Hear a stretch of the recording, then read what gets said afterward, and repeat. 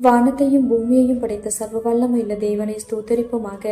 இந்த அக்டோபர் 26ஆம் தேதி முழுவதும் கண்ணின் மணி போல நம்மை பாதுகாத்து வந்த தேவனுக்கு நன்றி செலுத்துவோமா? கிருபையும் மகிமையும் நிறைந்த எங்கள் பரிசுத்தமுள்ள நல்ல தகப்பனே, ஸ்தோத்தரிக்கிறோம், துதிக்கிறோம் ராஜா. இரவு நேரத்திலும் உம்மை நோக்கி பார்க்கக்கூடிய கிருபையை கொடுத்ததற்காக நன்றி தகப்பனே. அப்பா, இந்த நாளிலும் உங்களுக்கு பிரியமில்லாத காரியங்களை செய்து உடைய இருதயத்தை துக்கப்படுத்தியதற்காக எங்களை தயவாய் மன்னியும் ஆண்டவரே. உங்க பிரியமான பிள்ளையாய் வாழ உதவி செய்யுங்கப்பா. இந்த நாளிலும் எங்கள் தேவைகள் எல்லாவற்றையும் சந்தித்து நாங்கள் சோர்ந்து போகாதபடி உடைய வார்த்தை கொண்டு எங்களை குணப்படுத்தியதற்காக நன்றி தகப்பனே.